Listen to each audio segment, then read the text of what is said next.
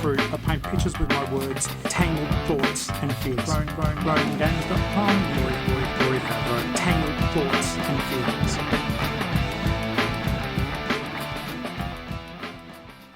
Hey there guys, and welcome to the Growing Gamers podcast, coming to you from Geelong, Australia.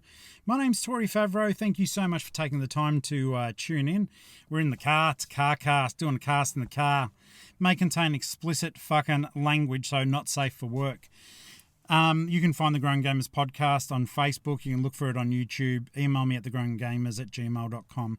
There you go. I got all that done nice and quickly, and I do appreciate you taking the time to be here with me today on this overcast Friday.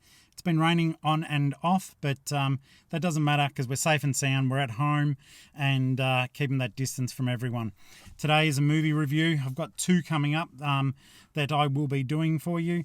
And today, though, I watched it yesterday. I've watched it in the past. It's an older movie, but it is an absolute fucking banger of a film. And it's the Japanese movie Ringu. Okay, try to get the reflection not on there. Can you see that okay? Ringu. I couldn't find it on Blu-ray. I found it on DVD. I owned it ages ago on DVD.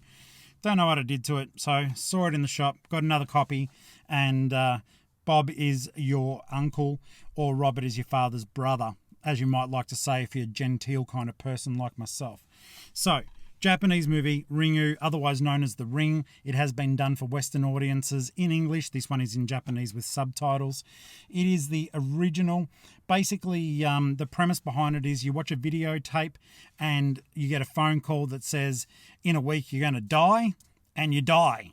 Okay, so basically the videotape, a VHS tape, if you're too young to remember one of them, well, we used to put video cassettes into a player instead of a DVD or a Blu-ray, and yeah, so it's on VHS. I mean, it does show the age. All the TVs in it are the big box ones that most of us won't have anymore, or hopefully you don't have them anymore, and basically, so two people, they basically are cursed. She's a journalist, he's her ex-husband, and they work their way through the contents of the video to find out who the strange girl is in the video and the creepy character that's coming out of this well. The video itself that they watch, you get to see it. Obviously, you don't get a fucking phone call telling you that you're going to die in a week. If you do, please let me know, because that would be really scary but sort of awesome at the same time. That you can see they work their way through, try to figure out who it is. A series of weird things happen in the meantime. The fact that I like about this movie is that it isn't too much in the jump scare department. It is a thriller more than a horror, though there are horrific elements. The people who have already been killed by this videotape, they do wind up with their faces brutally contorted as they die in terror of a heart attack.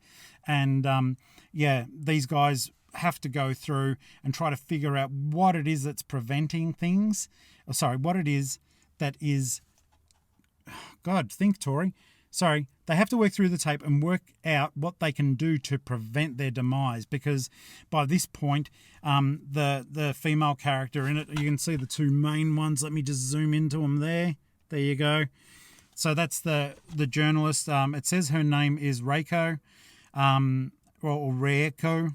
Let's call her Reiko. And her husband was like Ryuji or something like that.